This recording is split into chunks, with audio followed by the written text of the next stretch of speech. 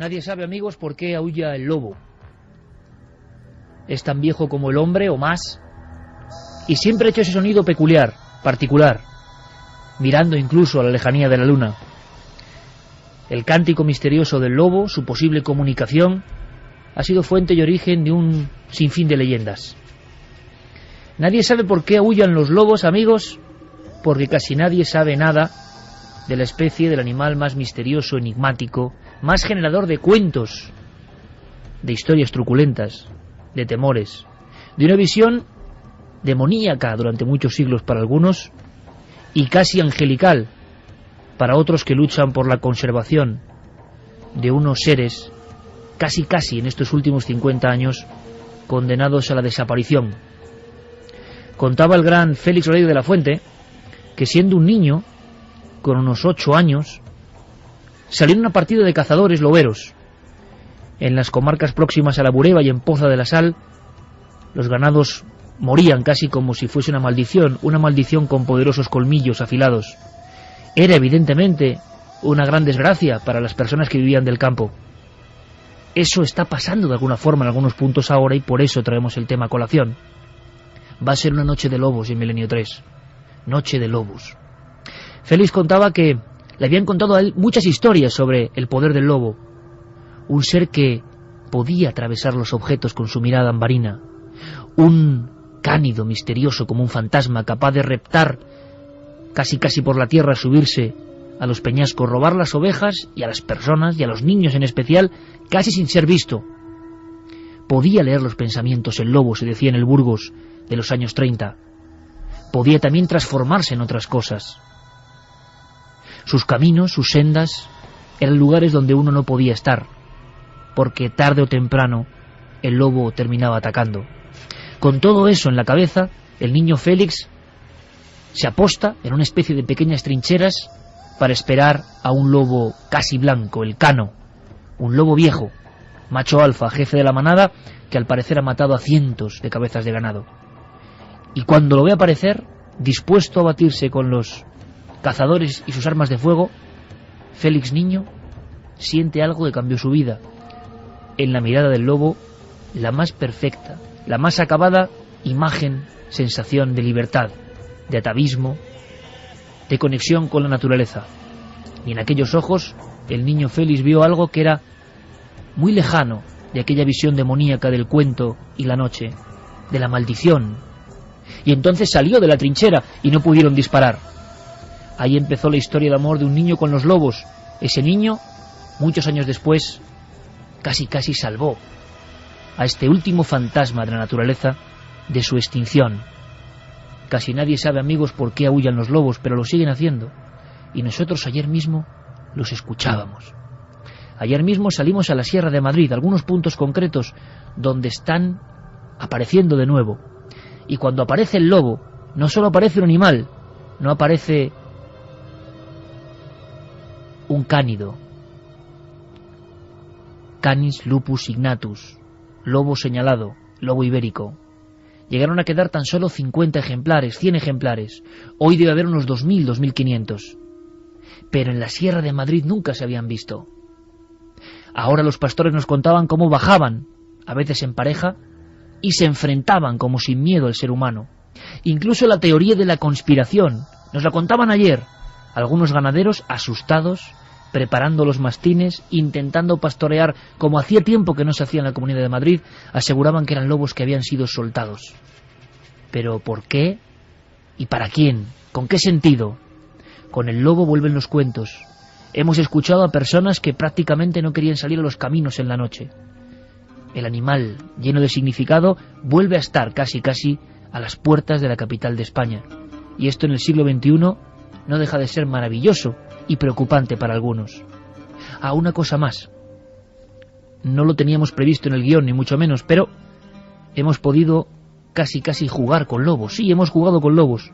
El milagro ha hecho que uno de los loberos, y la vida es una casualidad, de Félix Rodríguez de la Fuente, Carlos Sanz, nos permitiese escuchar, acariciar, tocar y besar a los lobos. Ha sido una de las experiencias, sin duda, más intensas de nuestra vida. Y en esta noche anterior hemos escuchado de nuevo en la oscuridad historias de lobos, historias de loberos, maldiciones de lobos, miedos a los lobos y lobos protectores. Y todo eso que hemos aprendido de sabios del campo, queremos contarlo.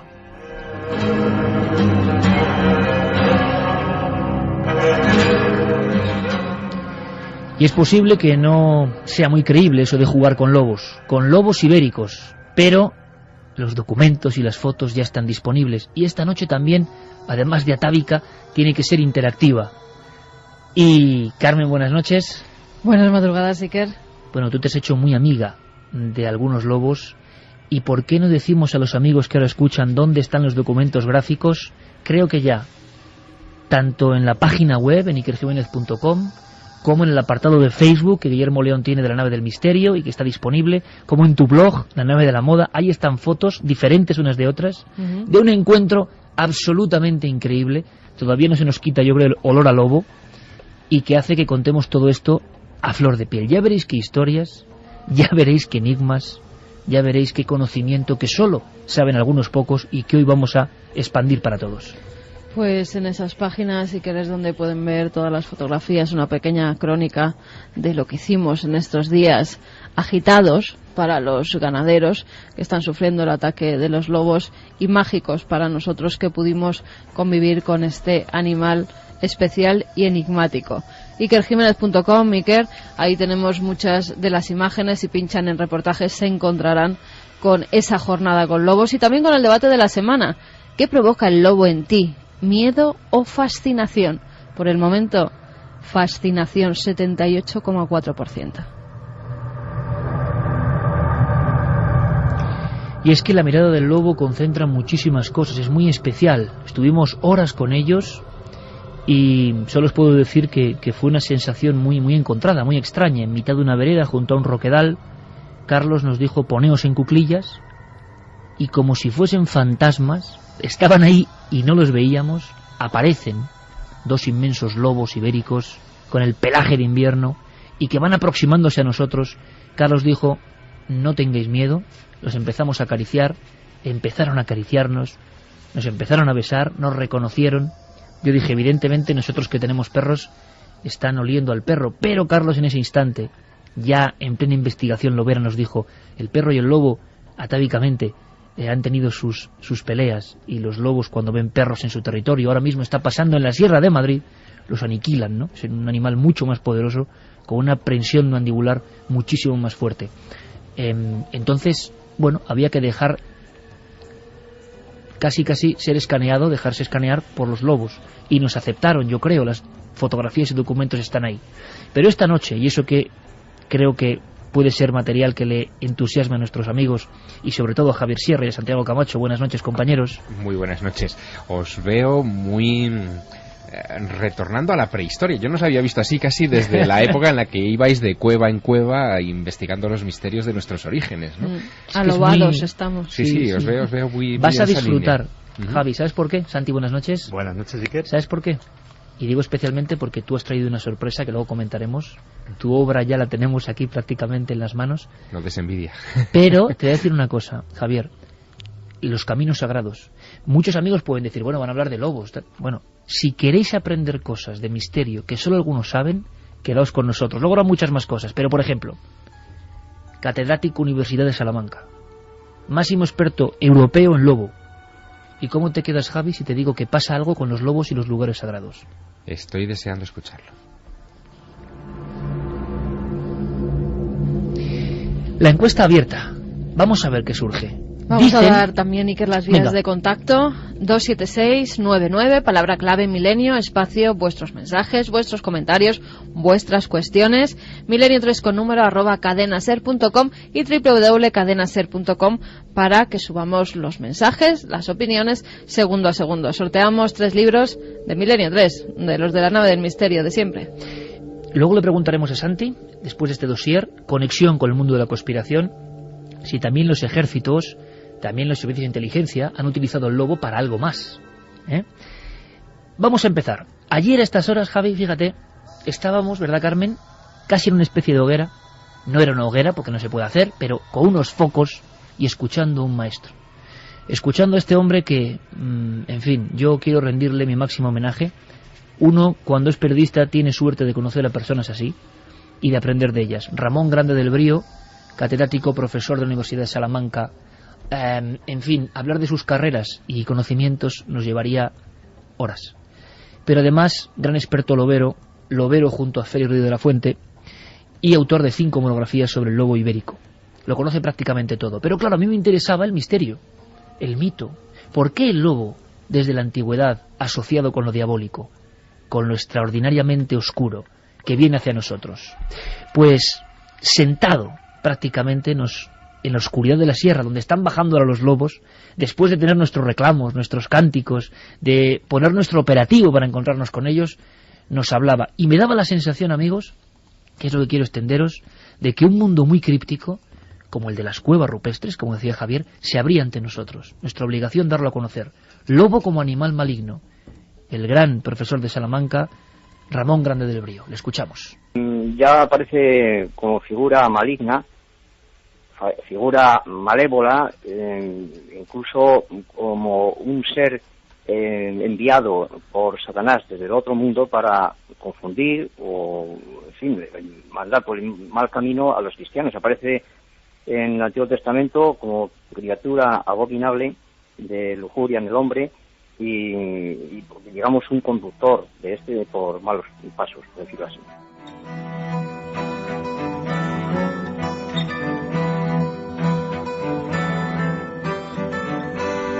Aprendimos mucho con los maestros loberos. Hoy en día el lobo se caza, cosa que yo, desconocía hasta hace 2 días.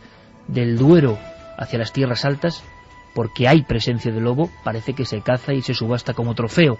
En fin, cada uno que piense lo que quiera, pero el lobo había estado a punto de desaparecer prácticamente. El lobo también tiene otra cara. Y atención a este dato, porque para mí es alucinante. El lobo parece que detecta cosas. Los últimos estudios hablan de la posibilidad de ver prácticamente en la oscuridad total, que ya nos deja esto, ver en la oscuridad total. Por eso sus ataques son exactos muchas veces y por eso se le llama el fantasma de la naturaleza. Así han ocurrido algunos de los últimos ataques en la Sierra de Madrid, en Ávila, en Segovia, en Guadalajara.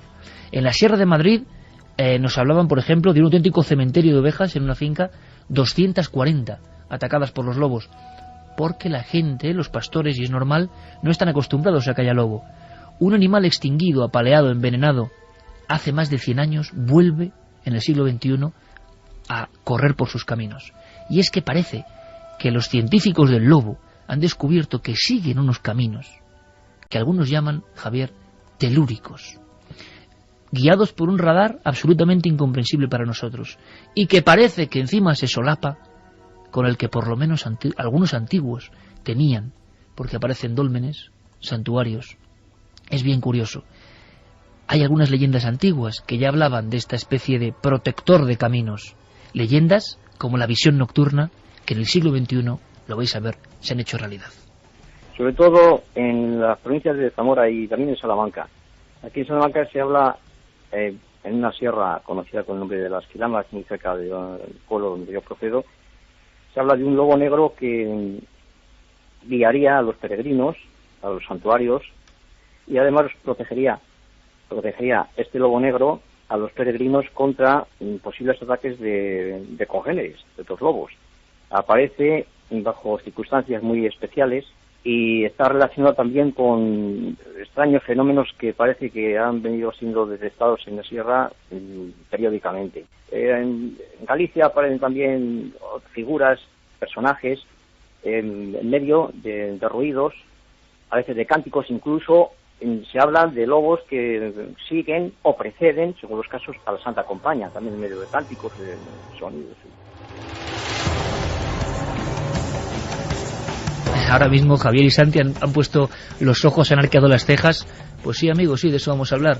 Ruidos que preceden a la aparición no de un lobo real, sino de un lobo fantasmagórico que guíe y proteja a los peregrinos. Creo que no es la primera vez, amigos, que en el mundo puro y duro del misterio, en los caminos y en las carreteras, un sonido peculiar precede a la aparición, ¿no? Así es, vamos, de hecho me quedo sorprendido porque sí que hay historias de animales fantasma, en todas las tradiciones, pero yo desconocía que hubiera historias de animales salvajes fantasma. Lo que hay es mucha historia de animales domésticos fantasma. Perros, Efectivamente, perros sobre todo, pero no había escuchado nunca esta tradición. Me sorprende y desde luego, en fin, quedo a la espera de que el profesor Grande del Brío nos cuente más cosas. Pues vamos a hacer una cosa, Carmen, porque han pasado cosas en los últimos días y esto es un programa de actualidad, siempre pegado a lo que está pasando. Llevábamos, ¿verdad, Santi?, un tiempo en el equipo intentando saber qué ocurría en la Sierra de Madrid. Los medios hablan de... se extiende la caza del lobo, el lobo vuelve a Madrid. Pero lo que interesaba es que toda la sociología de la presencia de este animal y no otro animal provocaba. De nuevo, los viejos cuentos a la hoguera en la Sierra de Madrid. Y los niños escuchando a las abuelas, que igual no les hacían mucho caso antes, escuchando historias de lobos humanizados, de hombres alobizados y de tantas y tantas cosas que llegan con su presencia. Ayer mismo, cuando Rufino García Gómez, un pastor que ha visto cómo sus rebaños son atacados por el lobo y cómo el lobo se le quedaba mirando fijamente, se ponía los pelos de punta, señalaba una loma sombría y decía, allí bajó un lobo grande, gigantesco, y se quedó mirando a unos 10 metros de mí, y el lobo, la fama es que huye, ¿no?, cuando el hombre, y dice, y este no huía, y daba pábulo a que eran lobos distintos, especiales, y nosotros decíamos, bueno, ¿qué habrá de verdad? ¿Qué habrá de impresión? Porque lo hemos vivido, ver que un lobo se te viene... Yo puedo decir que he visto como un lobo se me viene encima, menos mal que no nos ha atacado, ¿no? Vamos a hacer una cosa, Carmen, importante. ¿Qué ha pasado con Paco García, otro de los grandes loberos españoles, que incluso ha puesto GPS a alguno de los últimos lobos en la época casi de la extinción para seguir y ver su comportamiento? Y entonces, compañeros, se han percatado de cómo los lobos tenían ciertas conductas. ¿Te imaginas? GPS y ver que, por ejemplo, los lobos van por ciertas vías que coinciden pues con zonas del Camino de Santiago primitivo. Ese tipo de cosas en plena noche cuando no hay peregrinos. ¿Por qué van por ahí? ¿Por qué acuden a santuarios donde ya no hay ni culto? Es algo asombroso. Pero ¿cómo está el lobo hoy en día en España? Porque, como yo, que soy un profundo ignorante, me he enterado en estos 3 días de reportaje y de inmersión en el mundo lobero. Pero, ¿cómo está el lobo hoy en día en España, a estas horas, en estos momentos? Lo contaba Paco García. Galicia, Asturias, Cantabria, las provincias de León, Zamora, albergan unas poblaciones bastante densas de lobo. Y en el sur tenemos una pequeña población que se mantiene, que resiste, pero que es mucho más pequeña y está en mucho mayor peligro, que es la población de Sierra Morena. En los montes de Sierra Morena, de Jaén y de Córdoba, pues todavía existen algunas manadas de esta especie. Se calcula que puede haber entre 2.000, 2.500 ejemplares en nuestro país.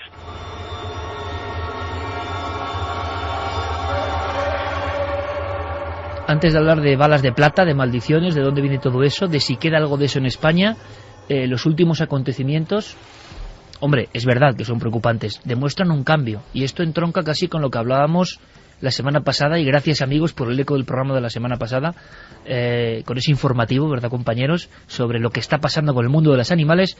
Y ojo que Carmen trae información, esta semana es que ha vuelto a haber muertes masivas de animales, esta semana, y esto tiene que ver con cambios de comportamiento. Bueno, ha habido muchos casos en los últimos, ni 2 meses, de ataques ya en la provincia de Madrid de lobos. En la provincia de Madrid y también en Ávila, Iker. En Ávila ha habido varios ataques también de lobos, llegando incluso a matar más de 200 ovejas. En la Sierra de Madrid, en el Valle de Lozoya, por ejemplo, ayer mismo estábamos recorriendo la zona y han sido varios los ataques que se han producido. Algunos sí que han sido denunciados y otros no. Otros directamente los ganaderos han dicho que ya, después de que les mataran casi todo el rebaño de ovejas, que ya no querían seguir, que se jubilaban y que lo dejaban porque los ataques de los lobos habían acabado con todo su patrimonio.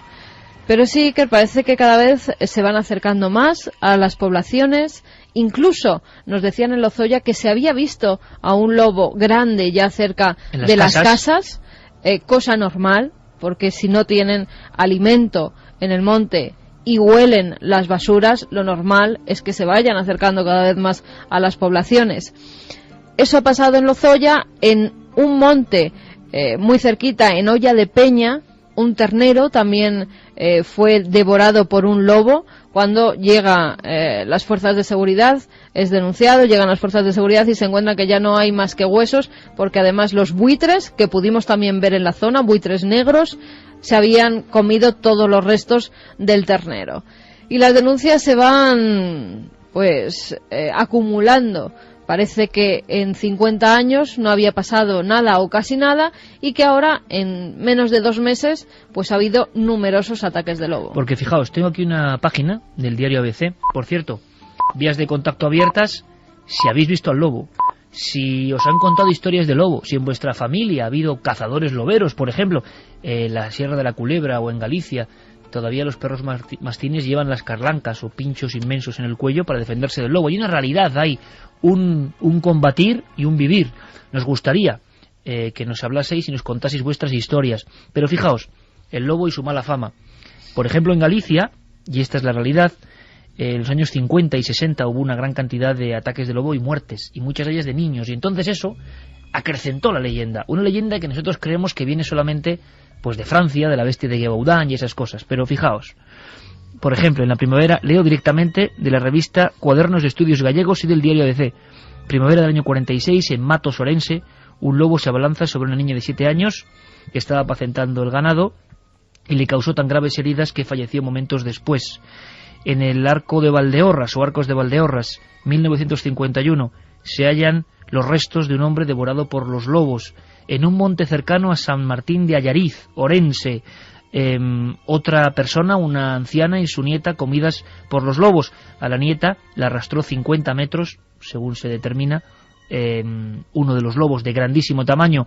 2 jóvenes y sus novias también atacados por los lobos y con resultado letal en la provincia de La Coruña en 1954. Uno de ellos que estaba en un cruce de caminos esperando que llegara el compañero y las 2 chicas, y el compañero es el que se le encuentra el cadáver completamente devorado por los lobos. Pocos meses después, en una población de Orense, Domingo Cañiza, un niño de 6 meses, Vimianzo, La Coruña, en la zona de Villar de Castrelo, un lobo de gran tamaño se abalanza contra un niño de 6 años de edad, lo arrastra 300 metros, año 57, y no pueden hacer nada por su vida. Es decir, esto ocurría porque también los niños vivían de otra forma, los lobos atacaban, y las leyendas van incrementándose. Pocas, amigos, como las que vamos a contar ahora. Por ejemplo, todos hemos oído lo de la bala de plata y nos suena un poco a Transilvania, ¿no? Pero en Galicia, todavía hoy, hay un porqué de todo esto, la bala de plata, y el profesor Grande del Brío se encontró y estudió antropológicamente a individuos, cazadores y no cazadores, ganaderos, que llevan hoy a estas horas, a la 1:32, su bala de plata. Pero ¿sabes para qué, Javier Sierra? Porque creen que pueden estar por el contacto con los lobos alobados. Y si algún día pasa algo con ellos, una extraña transformación, esa bala de plata será empleada para acabar con su vida de la única forma que puede cortar la maldición. Es curioso porque esa hibridación humano-lobo, en realidad hay que buscarla mucho más atrás en el tiempo de lo que nos imaginamos. Habría que ir a los tiempos de Roma, con la famosa leyenda de Rómulo y Remo, de los 2 bebés que se amamantan de una loba y que logran sobrevivir gracias a la leche de este mamífero. Y quizá una de las cosas que ha comentado el profesor Grande del Brío al principio, de esa satanización que se ha hecho del lobo, de cómo en los países cristianos se ha visto el lobo siempre como el enemigo, como el, en fin, el peor depredador que pueda existir, tiene que ver también con una demonización de los paganos, de los romanos, que consideraban al lobo como el símbolo sagrado, el símbolo del origen, ¿no? El símbolo de la hibridación de nuestra especie con la naturaleza. Bueno, además en muchas iglesias se puede ver todavía representaciones de lobos comiéndose o llevándose a personas, a niños. Esa es la representación del lobo que acompañaba siempre al demonio y se llevaba esas almas al infierno. Eso, cuando vayan por las iglesias, por los pueblos, pueden ver en muchos capiteles o en muchas representaciones, la mayoría de ellas pétreas, esa imaginería del lobo llevándose esas almas a los infiernos, porque al parecer el lobo tenía muy mala fama. De él había numerosas leyendas, y que luego iremos enumerando, porque cosas pues fíjate, como que quien veía al lobo se quedaba mudo. Si el lobo le veía antes a él, es verdad, que el humano al lobo, este se quedaba mudo. Podéis ver las fotos en las diferentes páginas web que hemos dado, también en la página de Facebook, y yo creo que hay unas fotos que son increíbles, sobre todo las de Carmen, sinceramente, amiga de los lobos, las reconocieron como una de la manada, y el propio Carlos Sanz alucinaba, le dio mucha pena dejar a los lobos allí. Sí. Escuchad una cosa, Balas de Plata, años 70, investigación de un maestro como Del Brío, grabando a la gente. ¿Por qué llevas eso? ¿Por qué esa bala de plata? Yo he conocido a un gallego que era séptimo varón de Nazaret de Varones y llevaba, vamos, no se separaba de él, llevaba un amuleto que era una bala de plata, ¿verdad? Llevaba una bala de plata porque decía que la única forma de que si él alguna vez se convirtiera en lobo pudiera recobrar la forma humana es que alguien con esa bala de plata disparase, y existe esa leyenda todavía actualmente en Galicia. Por ejemplo, creo que fue en marzo del 76, en noche de luna llena, estaba yo con varios paisanos en la Sierra de San Manuel en Orense y comenzaron a aullar los lobos, y después de aullar los lobos, pues escuchamos una serie de ruidos extraños que no tienen nada que ver con los aullidos, ¿verdad? Y decían los paisanos que es que el lobo estaba conjurando la luna porque se comunicaba con ella, y la luna le decía a su vez al lobo dónde podía atacar mejor al día siguiente, en fin, como si le indicara sobre un plano, valga la expresión, de localización donde se encontraban los rebaños.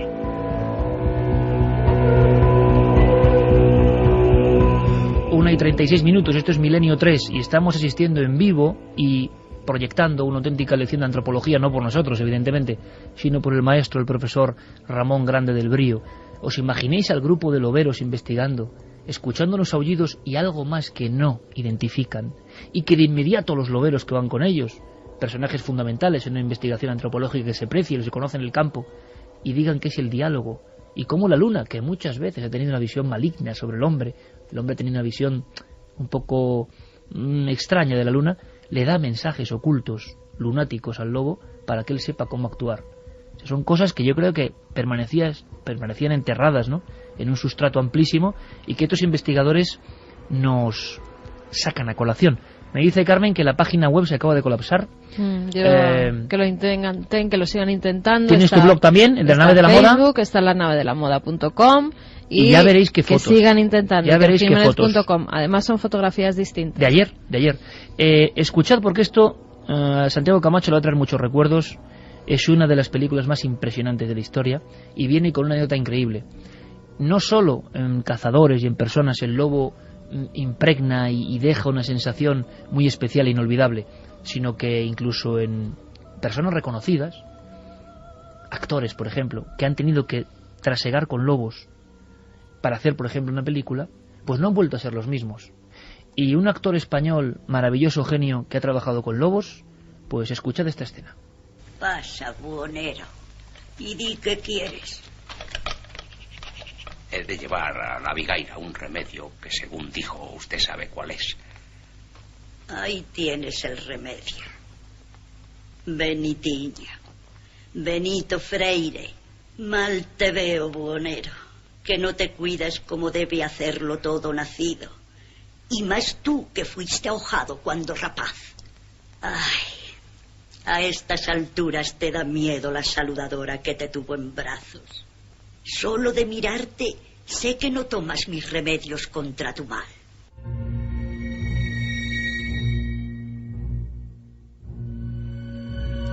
Una y 38, Noche de Lobos en la SER. Santiago Camacho, evidentemente era el gran José Luis López Vázquez, El Bosque del Lobo.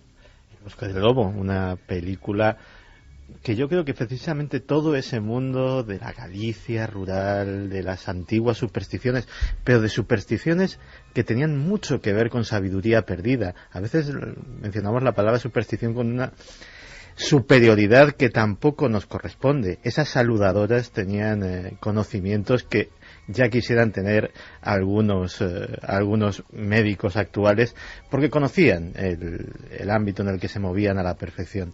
Y la verdad es que es una película en la que efectivamente José Luis López Vázquez tuvo que tener contacto con esos animales, porque él mismo estaba imbuido de su espíritu. Claro, protagonizaba la historia de Manuel Blanco Roma Santa, hombre lobo y criminal después, pero mucha atención.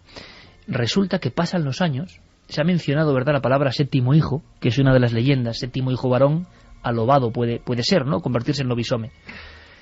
José Luis López Vázquez nos dejó hace no mucho tiempo, y a mí el director de esa película, Pedro Lea, el maravilloso director, me contó una escena que yo, de verdad, no podré olvidar nunca. Porque además recuerdo que quedé con él y acababa de ocurrir el óbito de José Luis López Vázquez. Y venía el hombre impresionado. ¿Sabes por qué, Javier? Pues venía el hombre impresionado porque hacía pues muchos años que no trabajaba con José Luis López Vázquez, que hizo muchísimas películas. Y resulta que algo ocurrió en el dormitorio de José Luis López Vázquez. En su lecho de muerte. En su lecho de muerte. Pedro Lea, el director, y esto simplemente es una anécdota, que la ponemos, lo contemplamos como simplemente un hecho de hasta qué punto parece que el espíritu del lobo o de lo que le rodea o su magia penetra en las personas y las marca de alguna forma. En el lecho de muerte, Pedro Lea y José Luis López Vázquez. Hacía más de 40 años que se había rodado prácticamente El bosque del lobo. Escuchamos al propio director, Pedro Lea. Bueno, yo la última vez que vi a José Luis fui a visitarle y bueno, estaba ya muy mal, el pobre ya no podía. Y me agarró la mano y era terrible. Y se acordaba de cosas del bosque del lobo, del rodaje, que ni yo me acordaba. Se acordaba de montones de cosas y me agarraba la mano muy fuerte. Y bueno, y estaba medio sordo, medio ciego, estaba hecho polvo. Y entonces no hacía más que hablarme del bosque del lobo. Y no sé, fue todo tan tremendo, que nada, no tuve que despedirme enseguida y fue durísimo. Es la última vez que vi a ese genio. Nunca antes habías estado tan cerca de lo desconocido. Milenio 3. Cadena SER.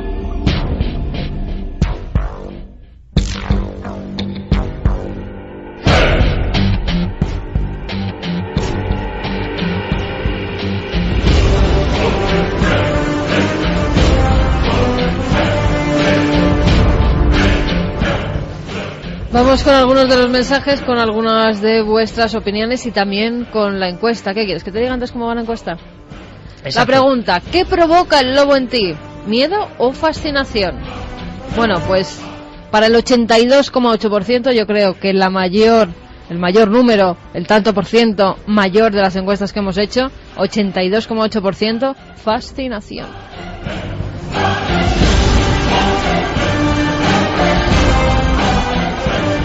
Vamos con vuestros mensajes. Santi desde Cuenca nos decía: gracias por contar el tema de los lobos, porque en mi pueblo se suele escuchar por la noche a los lobos mientras estás en la cama. Grande, Félix. Luis desde Montoro, Córdoba, dice que los ha visto en la sierra y que el pelo se eriza. Se intuyen aunque no los veas. Qué es un animal mensaje. Misterioso y enigmático. Y es cierto, porque había un lobo donde estábamos nosotros Cuéntalo.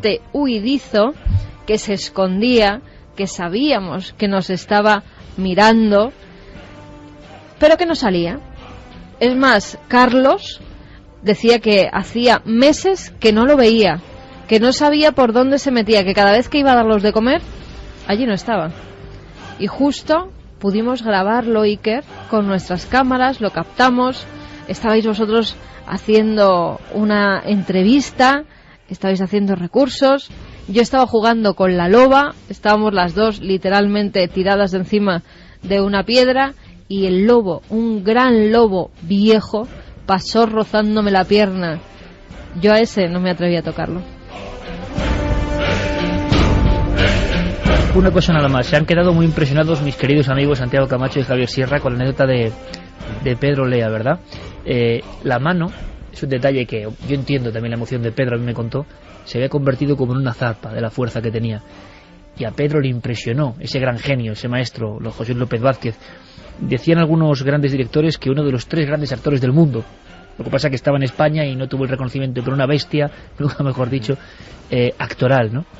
Pero que estaba recordando pasajes del guión que nadie se acordaba. Estaba volviendo a vivir las escenas del bosque del lobo, monotemático. es difícil, ¿no?, poner adjetivo a esto, decir qué significa. Pero hay cosas que marcan, ¿no? Quizá porque conecta con esa parte instintiva y animal que todos tenemos dentro y que te deja marcado. Yo estoy seguro que dentro de muchos años, vosotros dos, que habéis estado hace horas rodeados de lobos, vais a recordar esa experiencia. Seguro. Porque ha tocado vuestra fibra animal, vuestra fibra más profunda. Esa es la clave de este asunto, ¿no? Por eso nos atrae tanto, por eso hay tanta fascinación en la encuesta de esta noche entre nuestros oyentes por el lobo, y es verdad que la fascinación puede al miedo, nos acerca al abismo. Sí, la verdad es que yo creo que la fascinación por el lobo es posiblemente la fascinación por algo que hemos perdido, por algo que hemos abandonado en el camino de nuestra evolución como seres civilizados, y que posiblemente cuando te enfrentas, y en este caso pues el genio José Luis López Vázquez tuvo que enfrentarse a uno de los momentos con mayúsculas de la vida, posiblemente de los dos, el nacimiento y la muerte, pues en ese momento te desprendes de buena parte de ese vestuario civilizado que hemos ido adquiriendo, y eres más humano que nunca, y posiblemente siendo más humano que nunca, conectó más con el lobo que nunca. Hay muchas historias de lobos de tamaño gigantesco, de tamaño desproporcionado. Yo hablaba con los loberos, y tú recordarás, Javier, perfectamente, porque seguiste esa historia. Final de los años 80, matanzas de ganado masivas en la zona sur de Navarra. Y fíjate, hoy tenemos la visita de un buen amigo, que es Ángel Briongos, que está allí, y que él investigó en su día las matanzas de ganado en Aragón. Es decir, hubo un montón de personajes, personas y animales mezclados en matanzas extrañas. Se capturó un lobo en la zona de Tudela, que era como blanquecino, muy grande, desproporcionado, con una gran cabeza, y se le acusó, pero de cientos y cientos de muertes. Hay toda una leyenda de grandes animales, de lobos que han crecido más de lo normal, que necesitan una energía mayor de lo normal y que atacan y causan el terror. Leyenda o no, hay algunas películas que hablaban de la historia de la bestia de Gévaudan que nos metieron a todos en la mente ese tipo de posibilidades. Carmen ha encontrado por Europa, la vieja Europa, algunas historias reales de estas bestias, no solo la de Gévaudan, historias ensombrecidas, escondidas. Huye de los hombres como si supiera que debe temerles, pero mata a mujeres y niños. ¿La ha visto alguna vez? No. Entonces, perdonen, pero ¿cómo saben que se trata de un solo animal? Por la descripción de los que han sobrevivido. La bestia es más grande que un lobo, y dicen que no teme a las balas de los cazadores. Comprendo su escepticismo, Fronsac. Como usted, yo tampoco creo en dragones. 1:47. Ahora seguimos, por supuesto, con vuestros mensajes, porque nos quedan un montón de cosas de contar de los lobos. Pero ha habido historias, hay que decirlo, es así, sobre todo en la vieja Europa, de lobos gigantescos y ataques a personas. Hechos muy extraordinarios. En Perigord, en febrero de 1766, se cree que una manada, por lo menos 2 lobos, matan a 18 personas y hieren a muchas más antes de que fueran cazados, antes de que les dieran caza. Es tanto el miedo que hay en esa localidad, Iker, que la gente, en cuanto oscurecía, se encerraba en sus casas. Los niños también no podían salir a jugar fuera de las viviendas, no los dejaban solos en ningún momento, porque se tenía pues la leyenda en la cabeza de que el lobo prefería la carne del niño porque era más blanda a la de los adultos. Es verdad que varios niños desaparecieron entre esas 18 personas muertas, y varios ciudadanos de Perigord logran matar a 3 lobos.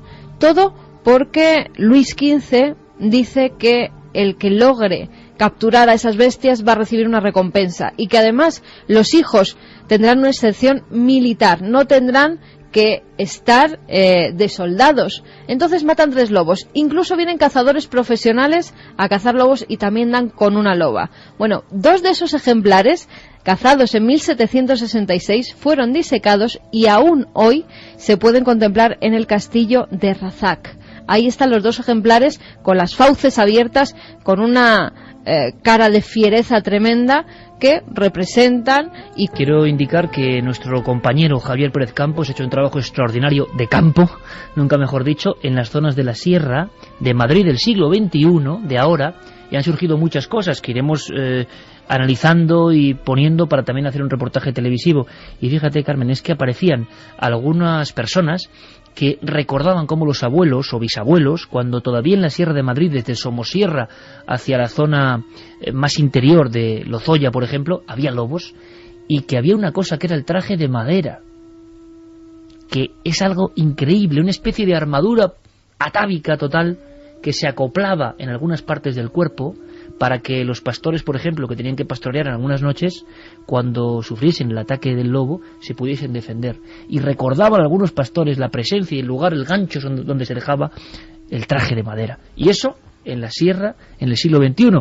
También hay que decir, nuestro compañero Javier Pérez Campos, que se pateó toda la zona preguntando, había testimonios tan gráficos, ¿no? Como gente que se metía en el coche y decía, si os gustan tanto los lobos, os los lleváis a la Castellana. Pero ese testimonio representaba perfectamente que allí, claro, es un problema.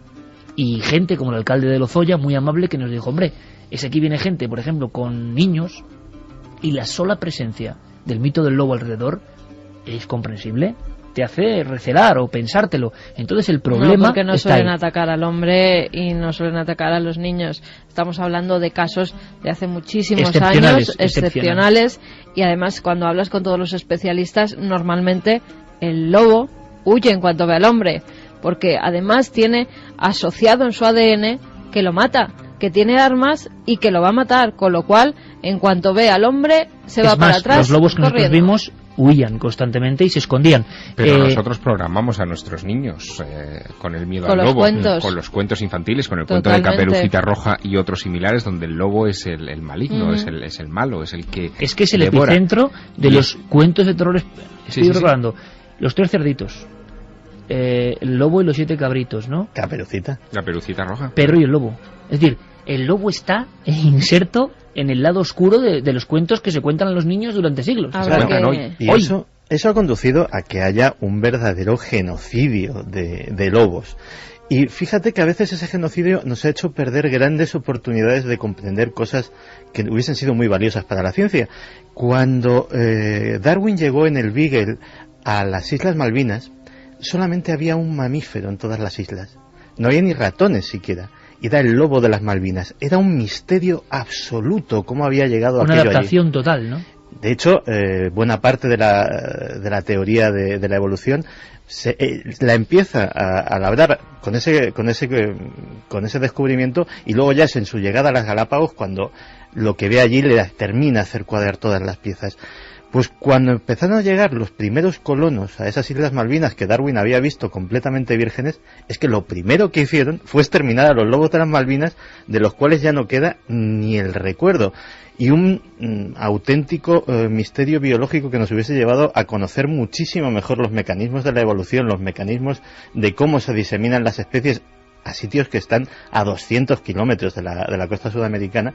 Pues hemos perdido esa ocasión para siempre. Vamos a hacer una cosa. El profesor Ramón Grande del Brío, la auténtica autoridad en la materia, no solo en la Universidad de Salamanca, sino en el mundo de los lobos, esa curiosa dicotomía, nos habla de este tipo de casos, de la antigüedad y no tan antiguos, pero sobre todo en la vieja Europa de hace unos siglos, de matanzas por parte de lobos gigantescos, como en muchas ocasiones había chivo expiatorio auténtico, es decir, aparecían crímenes y cuerpos troceados que los lobos luego a veces devoraban, y entonces se hacía la conjunción, ¿no? El lobo siempre era el culpable. Son casos extremos. En algún caso, en alguna ocasión, pues parece que han podido producirse crímenes, y entonces las víctimas han sido abandonadas en los montes o en los bosques, y posteriormente pueden haber sido devoradas por lobos o por jabalíes o cualquier otro clase de animal. Luego también come carroña, bueno, que sea accidentalmente, pero también puede ser carroñero.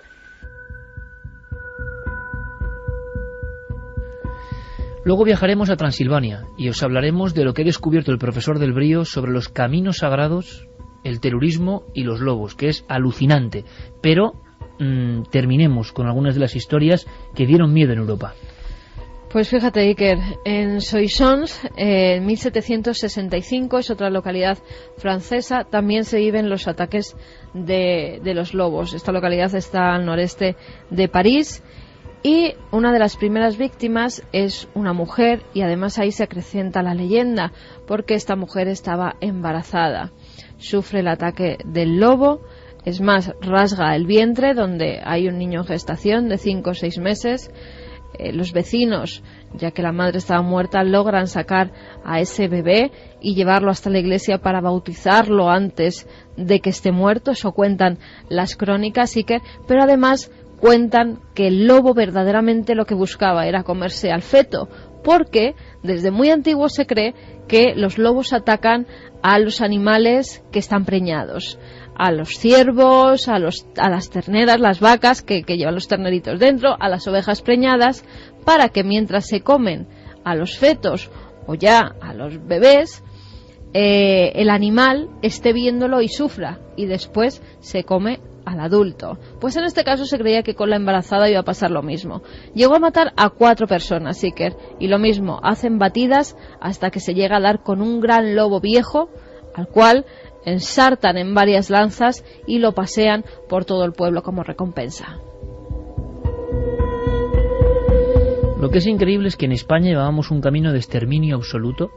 Cuentan los especialistas, lo contaba el gran Félix, que en Alemania, por ejemplo, y esto, fijaos, yo creo que es estremecedor, exterminaron la fauna por completo de un país que tenía extensiones selváticas increíbles. La caza despiadada, y a veces caza, cuidado, como ocurre hoy, yo tengo que decirlo, y no me voy a meter con nadie, porque sé lo polémico que es este tema, pero por ejemplo, cuando nos contaban que hoy en Zamora, en la parte alta del Duero, se caza el lobo como trofeo, que tampoco hay una necesidad, digamos, bueno, claro, como se caza un leopardo, tampoco se lo comen, ¿no? Sino que es para decorar.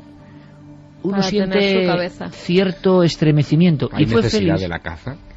Claro, es un debate tremendo, ¿no? Es verdad que es algo tan atávico que está ahí dentro, pero hay cosas que nos parecen, por lo menos nos estremecen a otro nivel. Por ejemplo, cuando Félix en el año 74 hace los famosos reportajes del lobo en El hombre y la tierra, hay que entender ahora el giro que eso produjo, en qué instante, con cuánta gente en contra, con cuántos problemas de ataques a ganado y demás. Y este niño que con 10 años había visto la imagen del lobo y le había parecido el retrato más perfecto de lo que, como bien ha dicho Santi Camacho, el hombre había perdido y él mantenía, pues quiso defenderlo. Y en el fondo la historia de Félix es la historia de un niño que va creciendo, pero que tiene sin duda esa deuda con el lobo. Él lo hace con 2 programas, sobre todo, de 32 minutos cada uno, se emiten en 1975, se graban en el año 74, es la famosa historia del pastor diciendo el lobo, y un rodaje donde aparece la loba y con sus cachorros. La primera vez en España que se filman lobos, cachorros, en su estado, digamos, de vida cotidiana, y se provocan tales lágrimas colectivas en la gente, tal es el impacto de la televisión en blanco y negro en aquella España, que se empieza a culpar a los propios cazadores que objetivamente estaban luchando contra un enemigo, depredador contra depredador, en los campos de España. Es el giro tan brutal que a partir de ahí el lobo pasa de ser alimaña, que se cazaba y se pagaba, y había miles de cabezas de lobo, de jineta, de lince, de gato montés. O sea, estábamos en el año 74 a punto de exterminar algo que es nuestro, único. Los meloncillos, las jinetas, los linces, los lobos, en montañas, cazados para nada, pagando el Estado a girar las tornas y conseguir que el lobo se proteja y que hoy los aullidos del lobo continúen. La historia es absolutamente increíble. Pero si empezamos increíble. a cazarlos ocurrirá lo mismo, que al final acabaremos con ellos como ha ocurrido ya en otros países, que el lobo se ha extinguido completamente. Te lo comentaba antes, sí, que en Rumanía, por ejemplo, Ceausescu no solamente decía que había que cazar lobos, sino que daba recompensas. Y en 1988, nada más en ese año, se llegan a matar 16.000 lobos. En Rumanía. En Rumanía, ahí es nada. En Eslovaquia han prohibido matarlos, porque también los mataban. En Croacia no se puede matar.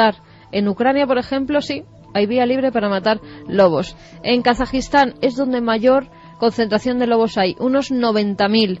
En Canadá unos 60.000 están habitando. En España tan solo tenemos 2.000, 2.500 como muchísimo. No hay que matarlos, yo creo que hay que cuidarlos. Yo tengo aquí un cuaderno de campo. Como digo, ahora marchamos a los Cárpatos con el profesor del Brío y contamos algunas cosas de la visión esotérica casi del lobo y cómo se guía por algunos sitios. pero en la distribución gráfica de Europa es tremendo, ¿no? Pone en Alemania extinguido en 1890, en el Reino Unido extinguido en 1860, en Portugal extinguido prácticamente en 1950, y así en Italia en 1947. Toda una serie de marcas. En España o en la Europa de los 70 el lobo desaparecía. Nosotros lo resucitamos con toda su historia y toda su leyenda. Regresamos después de las noticias con nuestro amigo Javier Alonso, que trae otro tipo de cosas que hay que escucharme atentamente, y después seguimos con esta Noche de Lobos. 2 y 6 minutos, continúa nuestra Noche de Lobos aquí en la cadena SER, en busca del mito, la leyenda de un animal evidentemente fascinante. Y aquí yo lo digo, y no es que ponga la balanza a favor en la hemeroteca, que no es mi cometido, pero es que es abrumador, el desequilibrio, en este caso de los platillos, por parte de los votos de nuestros amigos. La verdad es que podéis seguir participando y seguimos recopilando vuestras historias y sensaciones respecto al lobo, a punto de desaparecer, repetimos, si no es por la intervención de Félix y sus programas. Y con amigos de Félix y de su equipo hemos seguido trazando esta especie de historia y de leyenda en torno a un animal. Los lugares de poder van a tener un papel importante a partir de ahora. Y en apenas unos minutos, nuestro compañero Nacho Ares, que acaba de prácticamente aterrizar desde su última investigación. Nacho, buenas noches. Buenas noches, Iker. ¿Qué tal? Nos vas a hablar de un lugar que se llama... El Monte Arabí. Bueno, pues ahí queda, el Monte Arabí, uno de esos lugares donde pasan cosas, ocurren cosas, desde la antigüedad hasta hoy. Siguen pasando. Eso afirman. Arqueología, misterio, luces, apariciones. Queremos redescubrir esta historia, que quizá tenga que ver con esto de los principios que rigen algunos lobos. Si os parece, nos marchamos ahora a Transilvania, porque incluso hasta el mito del vampiro más famoso de todos los tiempos, nos contaba el profesor del Brío que realmente en Rumanía creen que el vampiro, en el que evidentemente tienen su fe todavía hoy, imaginaos en el año 71-72 del muro, pues resulta que se convierte en lobo, o el vampiro es lobo, no humanizado. Incluso en muchas tradiciones, los vampiros viejos, se hablaba hasta del propio Vlad Tepes, para los niños, para la gente creyente en algunas aldeas, se puede convertir con unas pieles en lobo. Es el animal elegido muchas veces para la representación del mal. Así escuchábamos ayer al profesor del Brío bajo unas encinas ya oscurecidas, y de verdad que impresionaba, porque estábamos en la ladera donde se habían producido los últimos ataques de lobos en Madrid, de esta última y recentísima semana. Su viaje a Transilvania evidentemente le marcó, porque además la población de lobos antes de la extinción era enorme y de grandísimas proporciones por las características diferentes de la fauna de la Europa del Este. Pero el lobo y el vampiro en ese país y en lugares emblemáticos eran una unión, una misma cosa. Nada más llegar a la Transilvania, conocí a una chica que me regaló un diente de ajo engastado en una diente de plata, y me dijo que lo llevara mientras yo estuviera en esa región, porque de ese modo me protegería contra posibles ataques de los lobos. Hay 2 castillos donde en uno de ellos se ubica Bram Stoker, la acción de su novela Drácula, pero lo ubica en el Paso del Borgo, Pollinari. Ese castillo es prácticamente desconocido a efectos turísticos. Ese es el auténtico castillo medieval adusto, con osco, y está sobre el Paso del Borgo, que es un paso de lobos de siempre.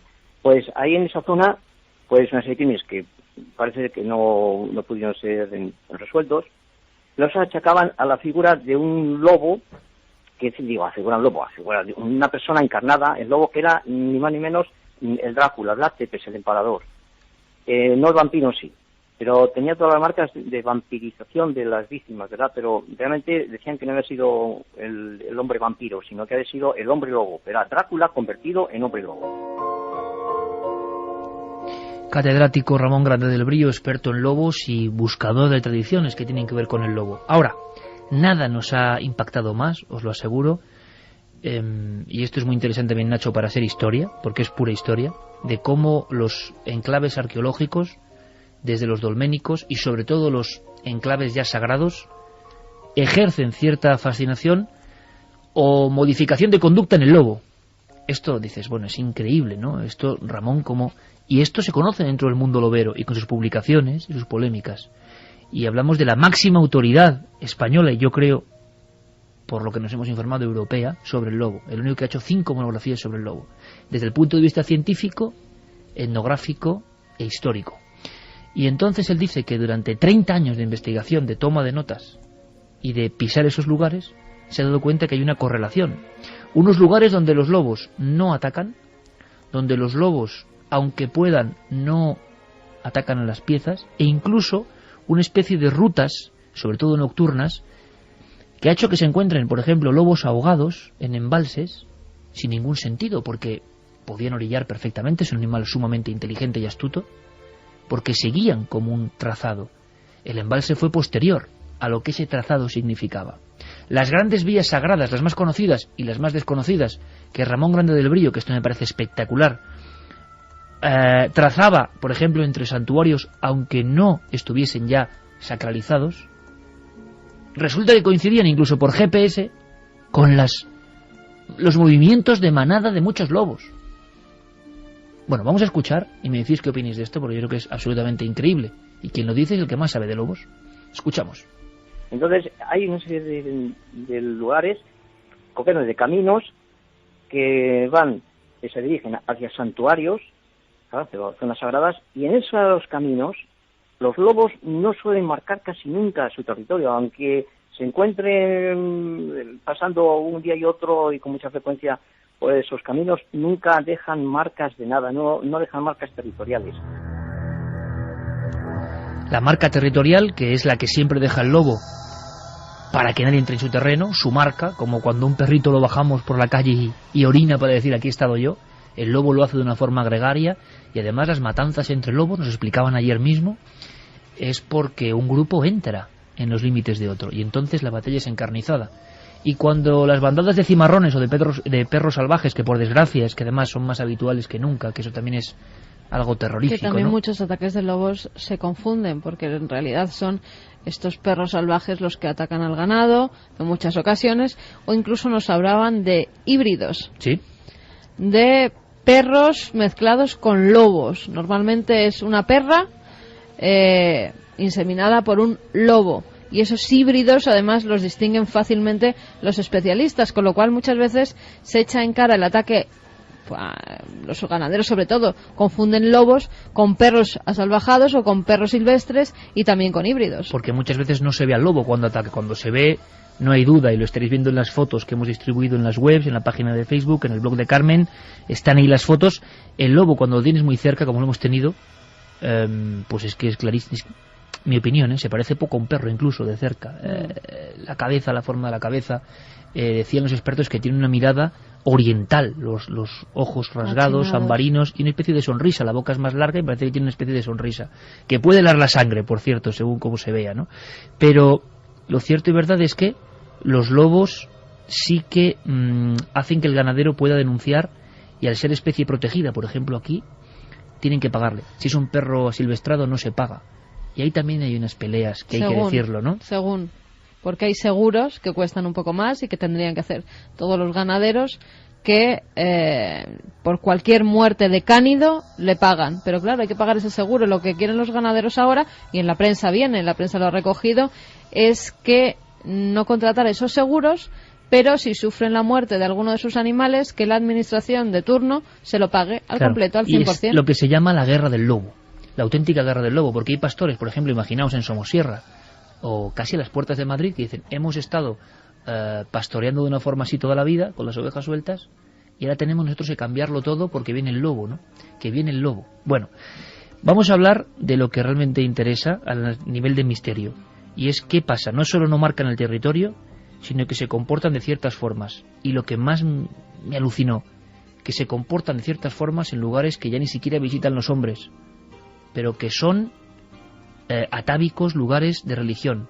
Y me pone la carne de gallina porque lo comprobó el profesor del Brío incluso en las urdes con petróglifos.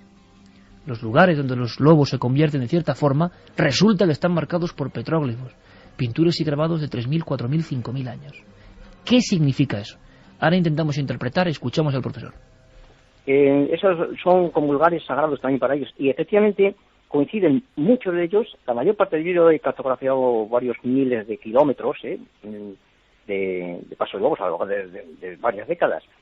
Y esos caminos donde ellos jamás marcan, que son los que utilizan los peregrinos, incluso los caminos que van a santuarios donde ya no hay culto, ahí nunca marcan, como digo, y coinciden con la existencia o bien de zonas de contacto de materiales litológicos diferentes, o bien son atravesados por corrientes magnéticas. Evidentemente hay una serie de fuerzas telúricas, fuerzas naturales, que vendrían a ser lo que, ahora recurro un poco a la tradición, que son corrientes, que eso está comprobado por la ciencia, que discurren por la Tierra, vamos.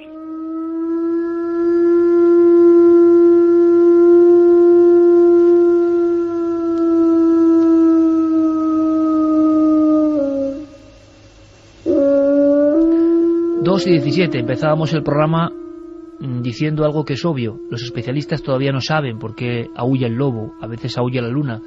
No se sabe si es una toma de contacto, de decir estamos aquí a pesar del peligro de la extinción, si está diciendo algo en un lenguaje atávico y desconocido para el ser humano.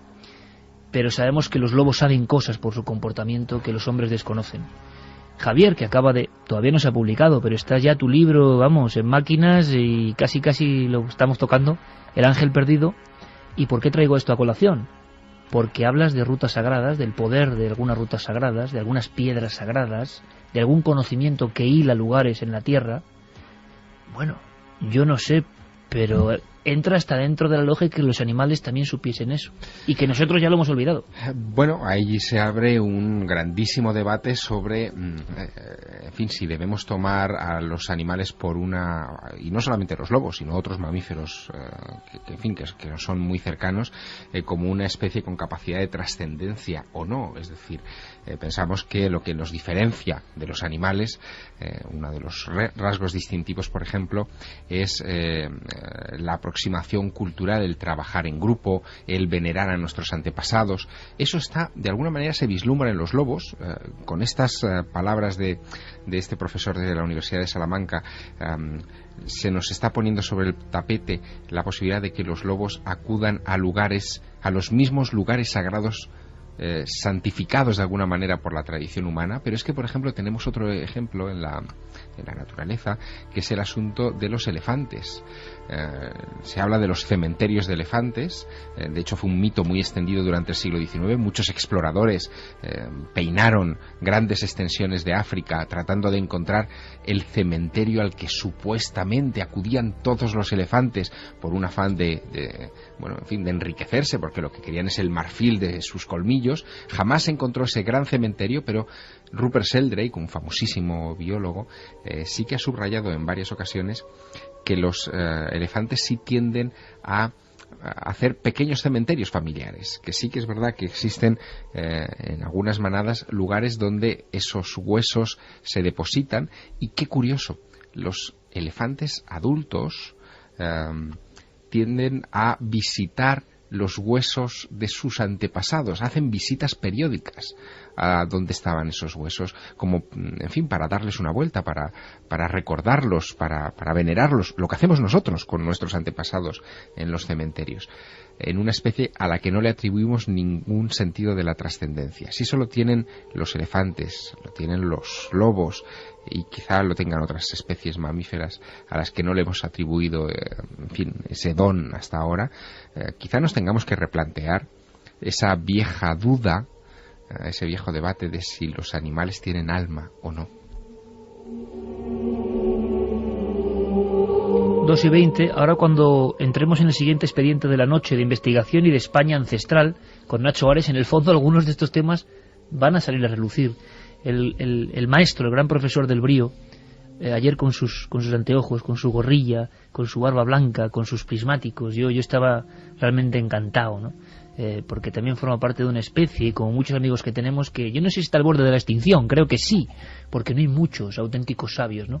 Él decía que al final, dice Iker, lo que ha aprendido es que todo está hilvanado, absolutamente hilvanado, del lobo a la mariquita, de la mariposa al tigre.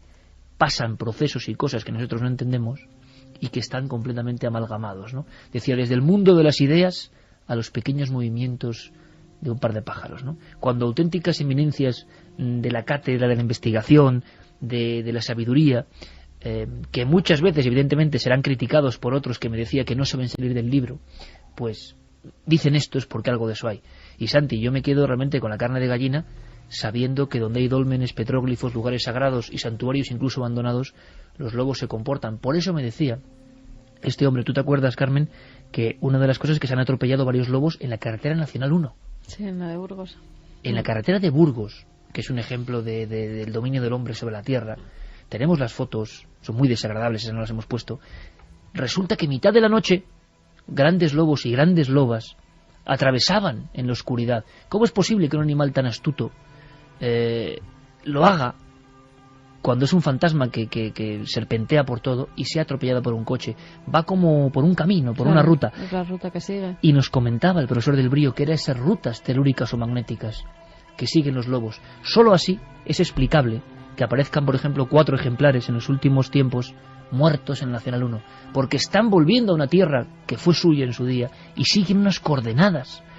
Qué curioso que en esas coordenadas aparecen viejas ermitas, aparecen viejos santuarios. Nos hemos preguntado 1000 veces, muchas veces con Nacho Ares, ¿por qué los hombres construyeron sus lugares sagrados en cierto punto? ¿Por qué los lugares son sagrados? Exactamente. Como decía Mircea Eliade, ¿no? ¿Por qué lo sagrado? ¿Por qué el terror a lo sagrado, la fascinación con lo sagrado? Bueno, pues que los lobos sigan hoy en el siglo XXI a nuestras espaldas siguiendo eso. Claro, pero es que también en esas rutas se han construido casas, se han construido colegios, se han construido granjas, con lo cual esas rutas, esas sendas, el hombre es el que está quitando la tierra a los lobos, que era suya. Claro, en este mismo programa hemos citado muchas veces historias de perros, animales que llevan con nosotros miles de años, que son casi tan civilizados como nosotros, que ya han perdido también parte de su contacto con la naturaleza y que sin embargo son capaces de, sin ningún punto de referencia, recorrer cientos de kilómetros para regresar a sus hogares. Ellos evidentemente ven y sienten cosas que nosotros no. Los lobos, primos hermanos también, pero lo más probable es que nuestros antepasados también vieran y sintieran las mismas cosas, y esos lugares precisamente decidirán que eran especiales y los marcasen. Esa es la tragedia a la que me hacía referencia antes, que hemos perdido mucho por el camino, hemos ganado muchísimo, pero también nos hemos dejado cosas.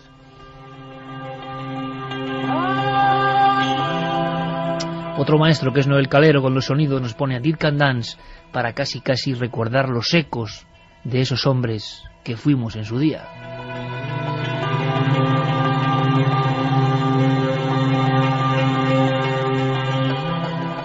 Podemos terminar el dossier de lobos, que daría muchísimo que hablar y muchísimos datos, con mensajes, ¿no? Y espero que nuestro público vea las fotografías y ahora me cuentas qué sentiste tú con esos lobos también, ¿no? Porque yo creo que es una experiencia, por eso igual lo estamos contando con tanta vehemencia, no debe ser lo mismo, ¿no?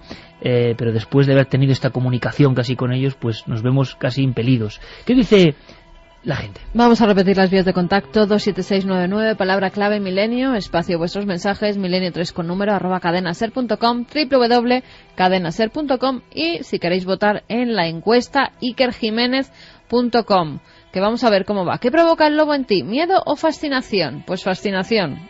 Vamos, 83,4%. Vamos con mensajes. Antonio nos decía, en una aldea de Albacete, donde iba de zagal, tenían un lobo que lo llevaban de pastoreo. Le pusieron de nombre Manolo y lo encontraron de pequeño y jugábamos con él como si fuese un perro. Santi nos decía que en su pueblo se cazaba el lobo en un lugar cerrado, como un corro, a palos, y se gritaba por toda la calle, por todo el pueblo, para que la gente fuera a ese lugar para participar en la matanza, que era una auténtica salvajada. David desde Igualada: toda la vida recordaré la primera vez que estuve frente a un lobo. Fue en un parque en Cangas de Onís. Nos intercambiamos las miradas, estuvimos uno frente al otro y quedé prendado de su mirada. Abraham desde Valencia: en la sierra de mi pueblo hay muchísimas leyendas sobre los lobos y su misterio. Es más, el lobo forma parte del escudo de nuestro escudo de armas. Eso muestra la gran importancia de los lobos del ayer. María Elena Romero: gracias por el reportaje. En Japón el lobo es considerado como benefactor a los agricultores, sabio y protector de los hombres, mensajero de la diosa de la montaña Yamanokami. Es un animal mágico. Jesús nos decía que para el equilibrio ecológico Para que este no se rompa, tiene que haber lobos y demás animales, aunque resulten peligrosos para el ser humano. También el hombre es el más peligroso para todas las especies. Quique nos decía que el patrón de veterinarios y ecologistas en San Francisco de Asís, por su capacidad de amansar a los lobos que atacaban a la población de Gubbio, llegó a un acuerdo con el lobo para que no atacaran al pueblo. Marcos desde Cantabria, por cierto, muy interesantes los callejos de los lobos, construcciones que constaban de 2 altos muros convergentes que aprovechaban una pendiente de la montaña para acorralar al lobo y llevarle hasta la salida del embudo, que desembocaba en un foso en el que el animal moría apaleado. Tengo entendido que hay muchos por la zona de Burgos, aunque yo solo conozco uno en Selores, en Santander. Fíjate, en uno de esos recintos dieron caza a 2 lobos que acabaron con la vida de un niño. En el año 1974, en la zona de Orense, si no recuerdo mal, acabaron con la vida de un pequeño. Un caso que tuvo mucha polémica, ¿no? Sí, de un pequeño además de pocos años, no sé si eran 3 o 4 años, y la gente del pueblo hizo una batida, todo el pueblo se puso como en línea recta, lo llevaron hasta este lugar, iban además con lanzas para ensartar al animal en las lanzas y lograron dar con 2 de los 5 que había. ¿Cómo podemos contar, antes de pasar al siguiente expediente, a seguir viajando por la España ancestral y mágica, la sensación que tuvimos con los lobos? ¿Tú cómo la expresarías? Mágica. Yo es una de las mayores experiencias que he vivido en mi vida. No pensé nunca que podía estar tocando un lobo, no solo tocando un lobo, revolcándome con una loba, jugando con ella, literalmente como si fuera uno de mis perros. Era además una loba bastante arisca, nos decía Carlos, era una loba que no se acercaba a los seres humanos, tan solo a Carlos cuando iba a darle de comer y casi. Y la verdad que no sé por qué, en el primer momento me aceptó desde el primer momento. Yo recuerdo que ninguno de vosotros os pudisteis acercar y yo estaba tirada en una roca con ella encima. Se verán las imágenes en Cuarto Milenio, como estoy tumbada encima de una roca y ella se acerca a mi boca y me empieza a dar lametazos. Un momento, Iker, que no se puede describir con palabras, que hay que vivirlo, que hay que estar allí y que, bueno, va en mi mochila de experiencias únicas en esta vida. Pues podemos terminar el dossier del lobo, claro que sí, con Noel. Decía el aullido del lobo, que suene de nuevo, decía Félix de la Fuente en aquel programa mítico, con un nagra, para que es este aullido del lobo, realmente es este, además, este exactamente. Y decía Félix aquello de para que el sonido del aullido del lobo no deje de escucharse en nuestro país, porque estaba a punto de desaparecer, a punto. Hace poco, ¿verdad, Javier?, vimos la película Entre Lobos. Sí. Maravillosa historia creada por un buen amigo, Gerardo Olivares, la historia de aquel niño del que hablamos, que vivía entre lobos, Marcos Rodríguez Pantoja, 13 años solo con lobos. Cada uno que opine lo que quiera, porque este tema es delicado, evidentemente, hay diferentes perspectivas. La fascinación que ejerce el lobo queda clara en nosotros, y quizá por lo que representa. Pero había una frase que dijo ese niño, que yo creo que puede resumir perfectamente casi todo en torno al lobo. Cuando Marcos Rodríguez Pantoja es atrapado como una alimaña humana y vuelve a la población en la sierra de Andújar, vuelve a la vida después de 13 años de convivir con los lobos. Los lobos, como en el mito de Rómulo y Remo, le habían hecho uno de los suyos. La loba, cuando estaba casi muerto de inanición, solo y abandonado por los hombres, le había dejado trozos de carne y le había protegido con calor dentro de la lobera. Cuando Marcos volvió a la civilización, así nos lo contaba el hombre que hizo todo su seguimiento psiquiátrico, tuvo una frase tremenda, ¿no? Él empezó a relacionarse con su género, el ser humano, pasó unos años, trabajó, y un día le preguntaron, oye, ¿cómo ha sido tu regreso a la vida? Con los hombres, con tus hermanos. Y él, con cierta sabiduría que solo pudo dar quizá el contacto en las serranías inhóspitas de Sierra Morena, dijo, pues fíjese, tengo una enseñanza clara de todo esto. He aprendido que los hombres engañan. Los lobos, no.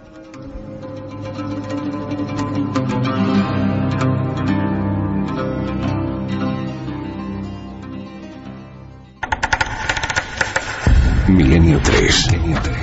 Detrás del misterio. En busca de una respuesta. Cadena Ser.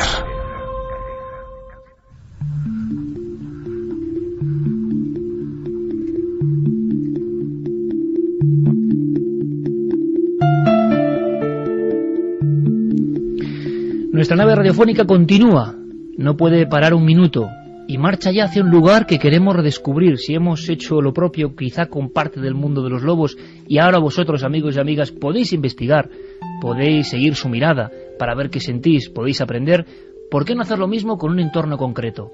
Quizás sea este un lugar sagrado, un lugar de esos donde pasan cosas, desde los tiempos más remotos. Monte Arabí, Nacho. ¿Qué tal, Iker? Desde luego un lugar, ahora cuando te escuchaba en los últimos minutos hablando de esas rutas mágicas que realizan los lobos, de esa intrahistoria que ha quedado marcada, bueno, de una manera no solamente mágica, sino también energética, de esos lugares telúricos con los que cuenta muchísimos de ellos la península ibérica. Yo creo que el Monte Arabí, al norte de Murcia, lindando prácticamente con la provincia de Albacete, es uno de esos lugares insólitos, mágicos, que ha permanecido con estas características desde hace miles de años, ¿no? Las pinturas rupestres que ahí se conservan, las más antiguas son de hace unos 12.000 años, dicen los arqueólogos, y es curioso que al contrario de otros, me comentaban estos días, ¿no? Liborio, el arqueólogo de Yecla que está ahí trabajando, me decía que al contrario de otros lugares de la cornisa, bueno, de la franja levantina, con pinturas rupestres similares, en donde podemos ver estos dibujos en lugares inaccesibles, aquí en el Monte Arabí, en Yecla, están muy cercanos, es decir, están en las faldas del monte, ¿no? Lo que posiblemente lo convierte en un lugar, en un santuario, en un punto de encuentro sagrado al que durante miles y miles de años ahí, pues, los habitantes de ese lugar pues iban allí a realizar sus rituales, a tener sus encuentros, etcétera, ¿no? Yo creo que el Monte Arabí es uno de esos espacios. Hoy es un parque natural, también recuerda ayer las fotografías espectaculares que te mandaba de algunos de esos muflones que se cruzaron con nosotros en el camino y las águilas precisamente, y te decía un poco que fue una experiencia en estos días que a ti seguramente te hubiera encantado por ser un poco ese reflejo de trabajos antiguos que hiciera el gran maestro de todos nosotros, Félix Rodríguez de la Fuente, ¿no? Yo creo que es uno de esos lugares que tenemos que ir a visitar, no solamente desde el punto de vista natural, sino también porque tiene un trasfondo mágico, misterioso, con un montón de leyendas, seguramente marcadas por ser, como digo, un lugar que hoy para nosotros ha perdido, no voy a decir esa energía, ¿no? Pero muchos de nosotros no somos capaces de percibirla todavía, ¿no? Pinturas rupestres y de repente aparición de luces, que es otro gran clásico. Hacía tiempo que, hombre, hay un censo, ¿verdad, Javier? Casi de luces populares, pero esta no la conocíamos. Y hay un detalle, bueno, esencial y que ahora vamos a comentar, que es el lugar que está prácticamente a las faldas de este monte o muy cerca, que es uno de los más tenebrosos, y que se entienda la palabra, para mí por lo menos, amante de la arqueología como Nacho, por el tipo de figuras que salieron de la tierra en aquel lugar cuyo nombre ya evoca muchas cosas, Cerro de los Santos. Hemos recogido, ha recogido Nacho, testimonios como el de Pedro Ortiz, de apariciones de puras luces populares en diferentes ocasiones, porque él tiene un oficio que le permite estar rondando por toda esa zona, ¿no? Prácticamente. Sí, él trabaja bueno, ahora ya no, pero él ha trabajado durante muchos años en protección civil, y lo que le ha permitido estar en contacto con la naturaleza, estar en contacto con esa esencia mágica divina, me atrevería a decir, que ha caracterizado al Monte Arabí y a todos esos alrededores, entre ellos también el magnífico Cerro de los Santos, que hoy, por desgracia, ya no es lo que debió de ser hace un poquito más de 2000 años, para ser uno de los núcleos principales de culto de la cultura de los antiguos y míticos iberos, ¿no?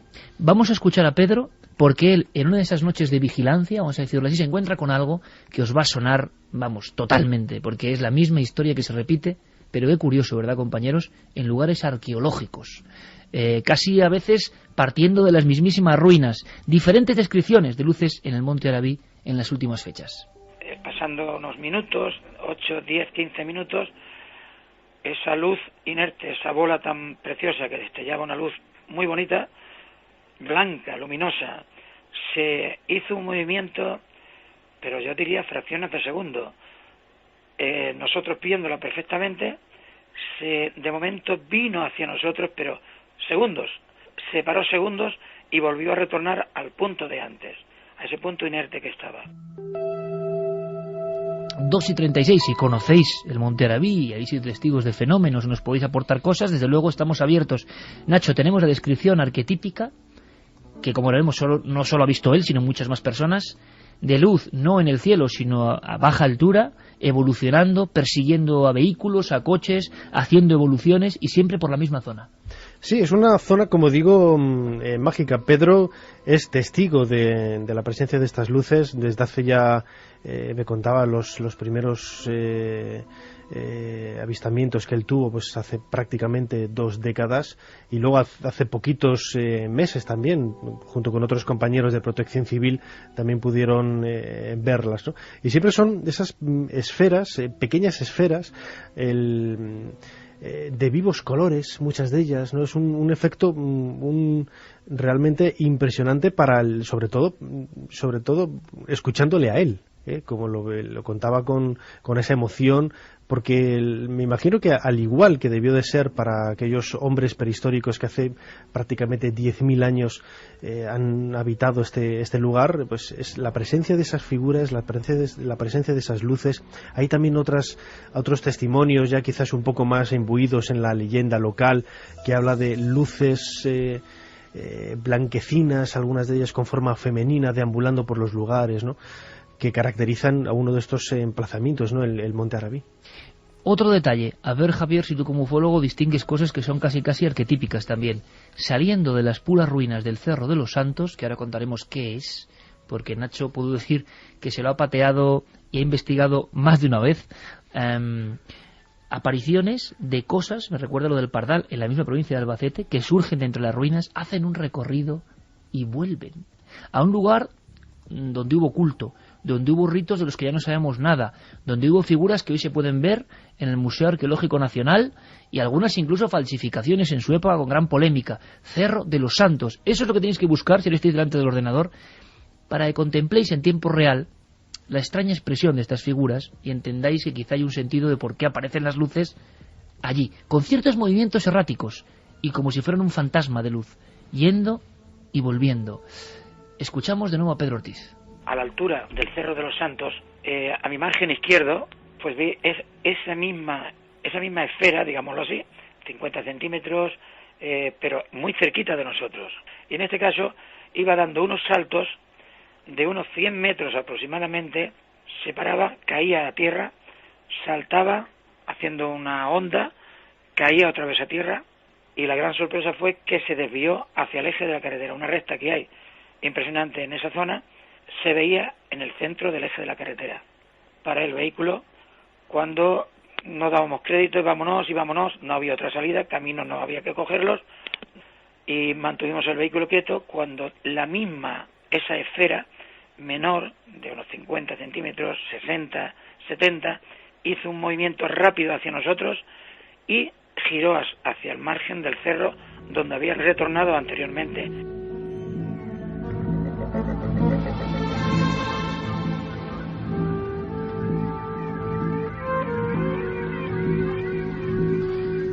Cerro de los Santos, descripción perfecta de un testigo, 602 metros de altura, junto al Monte Arabí y en las inmediaciones del lugar sagrado, como antes hemos hablado, va y vuelve la luz.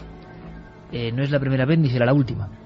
Hay un largo censo de lugares asociados precisamente a la aparición de ese tipo de luces, y unas pocas de ellas desde luego han trascendido el localismo y se han convertido en luces de referencia, luces populares las conocemos nosotros. Quizá las más significativas son las que se dejan ver todavía a fecha de hoy en las inmediaciones y sobre la montaña de Montserrat, ese macizo a 50 kilómetros de Barcelona, que tiene una altura máxima de unos 1.200 metros más o menos en el pico de San Jerónimo, y que bueno, pues desde la más remota antigüedad está asociado a ese tipo de apariciones.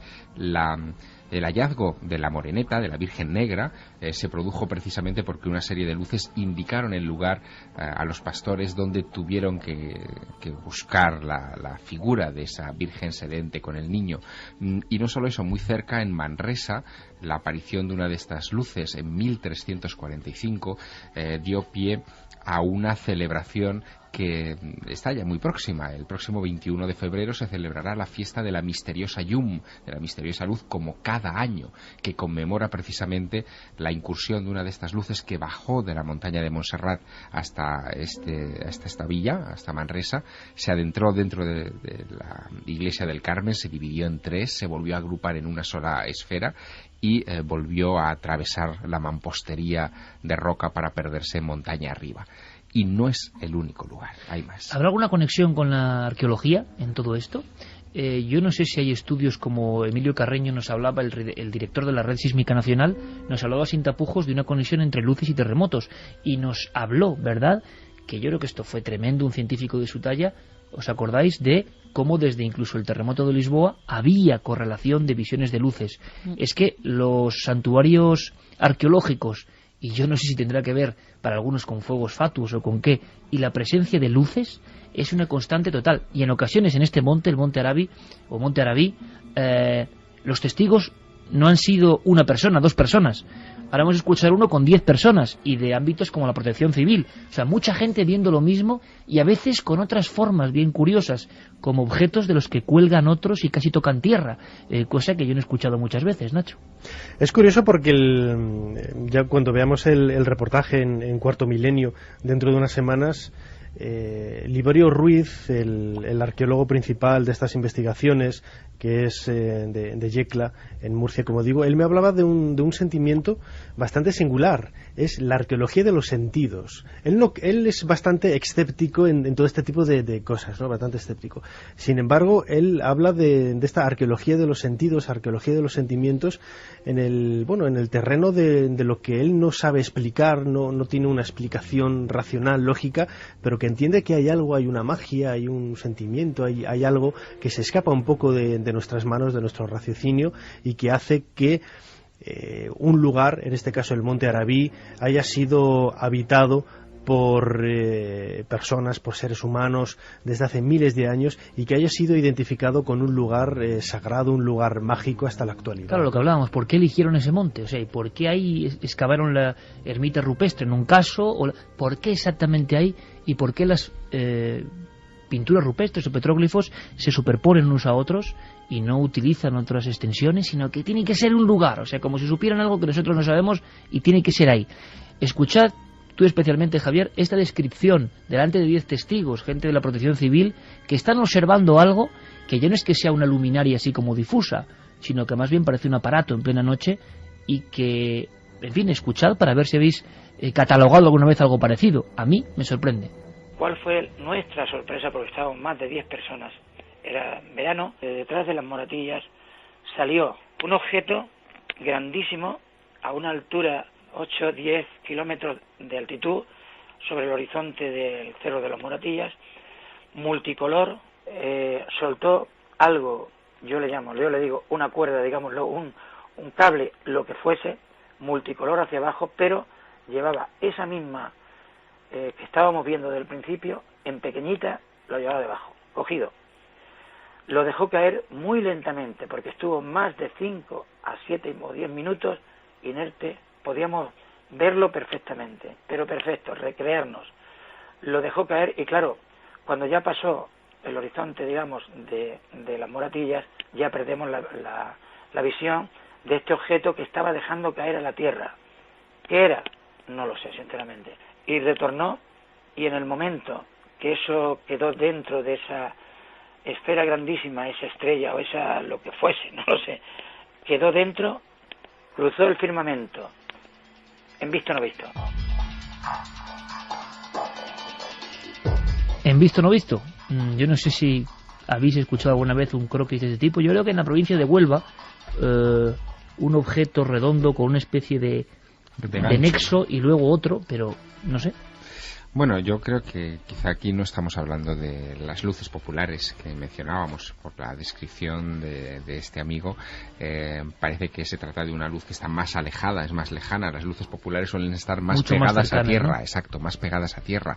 De hecho, una de las hipótesis que se ha barajado durante muchos años, pero que es contradictoria con lo que sabemos de la información geológica, es que algunos de estos fenómenos luminosos se provocan por piezoelectricidad, es decir, es la fricción de dos capas de roca que durante un movimiento sísmico hacen que el gas que se emana desde el subsuelo en ocasiones pueda prender y pueda provocar ese tipo de fenómenos. ¿Cuál es el problema? ¿Cuál es la anomalía aquí? Y es que, por ejemplo, este testigo está hablando de una observación que dura de 5 a 7 minutos. Ninguno de esos fenómenos piezoeléctricos puede durar tanto. El gas se consume muy rápidamente y tampoco es capaz de hacer unas maniobras demasiado complejas, ni de enganchar otra esfera, por ejemplo, como nos decía, y arrastrarla o parecer que la deja caer. Nada de eso se corresponde con este tipo de fenómenos de luces populares. Habría que hablar, por tanto, de esa palabra que nos gusta, ¿no? Y que algunos han sustantivado. Yo me resisto a hacerlo. El diccionario de la Real Academia ha sustantivado, creo que por desgracia, porque la ha definido mal, y es la de objeto volador no identificado, ¿no? La RAE lo define como nave extraterrestre. No lo es un objeto volador no identificado. Se habla también, Nacho, de apariciones de figuras, también otro clásico, de figuras blanquecinas, de figuras con aspecto de mujer, desprendiendo cierta luz, y acudiste incluso a historiadores y a personas, porque el Monte Arabí tiene una visión multidisciplinar. Hay personas que se han juntado para ver las extrañas pinturas rupestres, para ver los restos arqueológicos, para ver la presencia de culto sagrado. También hay historias de objetos volantes o de luces a diferentes alturas, y lo que faltaba, también existen las apariciones en ese monte. Sí, hoy, quizás en algunas ocasiones podríamos estar etiquetándolo mal como apariciones marianas, ¿no? Desde luego no estamos hablando de este caso, ¿no? Nadie ha mencionado nunca la presencia de la Virgen en este lugar. Yo creo que es el único detalle mágico e insólito que falta al Monte Arabí.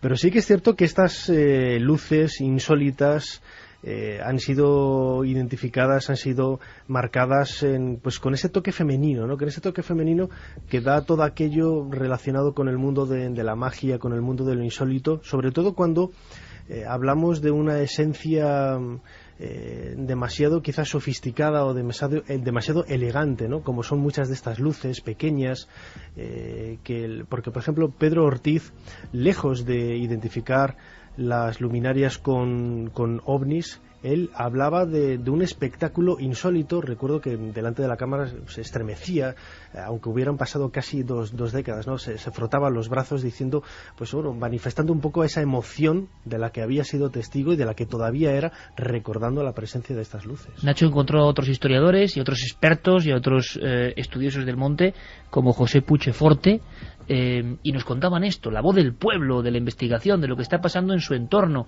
y que yo creo que tiene que ser conocido. Nuestro agradecimiento, por supuesto, al gran amigo Joaquín Avenza, que fue el primero en darnos la pista y en decirnos, oye Iker, que hay un sitio que tiene arqueología, que uno de los grandes santuarios de la antigüedad, del Cerro de los Santos y más enigmático, está a su vera, que hay ovnis, que hay apariciones. Digo, bueno, esto hay que contarlo. Hubo un hombre que vivía aquí en la calle San Ramón, a finales del siglo XIX, que en cierta ocasión estaba en el Arabí y vio allá al atardecer, vio como una figura femenina luminosa que se le iba acercando, y el hombre se quedó allí parado, el hombre asustado completamente, y que al poco tiempo desapareció. Hay gente también que ha visto ovnis, que ha visto señales. El Cerro del Arabí es un lugar telúrico, es un lugar de atracción magnética, pero una atracción magnética buena, que el que está allí se siente bien, ¿no?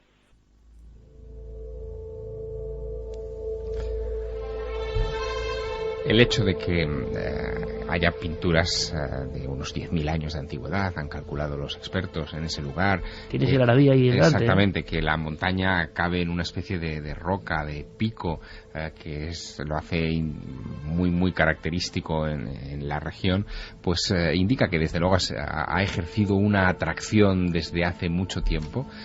Ese telurismo, sea real o sea imaginario, sea físico o sea atribuido, lo que ha hecho es que efectivamente sea zona magnética para muchos y bueno, que pasen o que crean pasar cosas extrañas. Yo quería preguntarle de todas maneras a Nacho, esa zona que es zona de muchas leyendas de moros, de muchas historias de tesoros enterrados, que también se asocian... Es otro clásico lugar de poder español. Exacto, y que se asocian a las apariciones de luces también. Que marcan, ¿no? Sí, si esa leyenda o esas características también aparecen en el Arabí. Efectivamente, sí. Hay una cueva que se llama la Cueva del Tesoro, que no falla, es que siempre no está. Falla, realmente yo creo que es ¿Cuántas cuevas del tesoro habrá en España? Si hacemos un censo con los amigos que nos cuenten de sus provincias, Cueva del Tesoro contada por los abuelos de los abuelos, igual un día hacemos una porra a ver cuántas. Vale. Pero yo creo que es que el número sería superior o igual a 40 o 50. Y no digamos, yo creo que en la provincia de Murcia, ¿no? Que claro, hubo mucha presencia musulmana y que dejó, cuando ya se hizo la reconquista, dejó a muchos cristianos ansiosos de encontrar esos tesoros, ¿no? Don José Puigdeforte, un excelente conocedor del folclore, de las tradiciones, de las leyendas vinculadas al Monte Arabí, me comentaba una historia bastante insólita, relacionada precisamente con la Cueva del Tesoro, que podemos esperar cuando hablamos de esta terminología en una cueva grande, bueno, de más o menos grandes dimensiones, pero no, es un pequeño agujero de apenas unos 60-70 centímetros abierto en la piedra caliza que forma el corazón del monte, en uno de sus lados, en una de las faldas del monte, y que dice la tradición que ahí al final, cruza todo la montaña este agujero, y que al final de ella pues hay una pequeña puerta escoltada por dos hombres de gran pelaje, con unas clavas en las manos, unas mazas, vigilando. Como los salvajes de Úbeda. Efectivamente, es la misma tradición que se repite en diferentes lugares de la geografía española, ¿no? Y que la tradición señala que detrás de esas puertas hay el tesoro oculto, el tesoro perdido de los moros, ¿no? De los Tú te lo has pasado bien rondando por el Monte Arabí, ¿eh? Ya te veo ya. Hemos disfrutado bastante. ¿Cómo te lo pasas, Nacho? Es que lo veo feliz al hombre y me gusta, porque él está tocando no solo la arqueología y la historia, sino lo que hay detrás, que es tan enriquecedor. ¿Y qué te parece si la crónica la aderezamos con qué podía faltar aquí? Pues como gran camposanto, como historia de gran camposanto, los huesos humanos causando temores. Bueno, sería, pues eso, la vela final del pastel con forma de montaña que es el Monte Arabí. Pues hubo una batalla allí en un barranco que hay entre lo que se llama el Arabilejo y el Arabí, una especie de barranco. Allí hubo una gran batalla en tiempo de, según dice la de Ramán I, y los labradores luego labrando allí y tal, dice que aparecían restos y que en fin, que tenían un terror grande a quedarse allí por la noche en el monte. Dice que si a veces, si no eran con conjuros católicos y cosas así, no se atrevían a quedarse.